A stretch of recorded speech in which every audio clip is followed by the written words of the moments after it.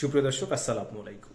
জুলাইকে নিয়ে অবমাননাকর বক্তৃতা দেওয়ার অভিযোগে কুষ্টিয়ায় সাংবাদিক আনিস আলমগীর, মেহর আফরোজ শাওন এবং অভিনেত্রী মাহিয়া মাহি সহ 6 জনের বিরুদ্ধে থানায় অভিযোগ দায়ের হয়েছে।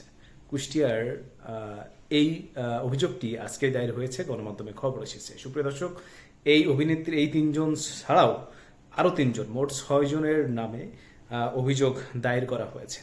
খবরে বলছে যে জুলাই আন্দোলনকে নিয়ে অবমাননাকর বক্তব্য প্রকাশ এবং কটাক্ষ করার অভিযোগে তাদের বিরুদ্ধে আনিস আলমগীর, অভিনেত্রী মেহের আফরোজ শাওন ও চিত্রনায়িকা মাহিয়া মাহি সহ 6 জনের নামে কুষ্টিয়া ইসলামী বিশ্ববিদ্যালয় বা ইবি থানাতে এই অভিযোগ দায়ের করা হয়েছে। অভিযুক্তরা আরও অন্য যারা আছেন তার মধ্যে হচ্ছে শান্তা ফারজানা, সোমা ইসলাম ও মুমিন মেহেদি।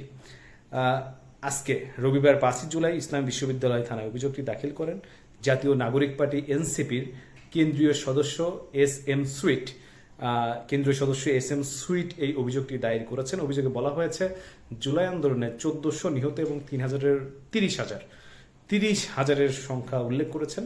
বেশি মানুষ আহত হয়েছে। এই জুলাই বিপ্লব বাংলাদেশের ইতিহাসে খুবই গুরুত্বপূর্ণ অধ্যায় হিসাবে প্রতিষ্ঠিত হয়েছে, কিন্তু সাম্প্রতিক সময়ে কয়েকজন মানুষ জুলাই বিপ্লব স্মৃতিচিহ্ন এবং আন্দোলনে অংশগ্রহণকারীদের নিয়ে প্রকাশ্যে অবমাননাকর বক্তব্য করেছেন। শান্তা ফারজানা নামে জুলাই স্মৃতিস্তম্ভে জুতা নিক্ষেপ ও করেছেন বলে তিনি দাবি করেছেন অভিযোগে।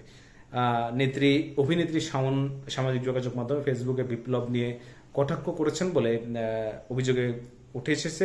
পাশাপাশি নানা অবমাননাকর বক্তব্য দিয়েছেন সাংবাদিক আনিস আলমগীর এবং সোমা ইসলাম ও মুমিন মেহেদি জুলাই আন্দোলন নিয়ে কটাক্ষ করেছেন বলে এই খবরে উঠে এসেছে। আপনার এই ইবি থানাতে এই আবেদন করা হয়। এসব ঘটনার সুষ্ঠু তদন্ত, দোষীদের বিরুদ্ধে ব্যবস্থা নেওয়ার অনুরোধও জানিয়েছেন এই এনসিপি নেতা। ইসলামী বিশ্ববিদ্যালয় থানার ভারপ্রাপ্ত কর্মকর্তা তিনি বলছেন যে আজকে এই ব্যক্তিদের নামে একটি অভিযোগ করেছেন।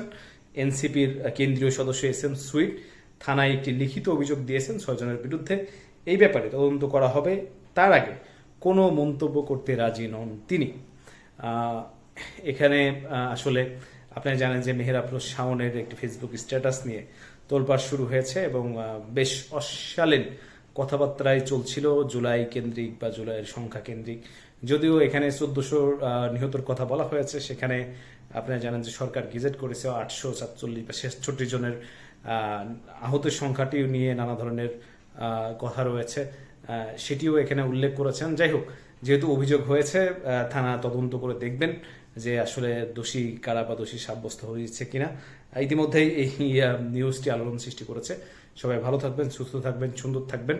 অবশ্যই ভিডিওগুলো ভালো লাগলে আপনারা একটু শেয়ার করবেন।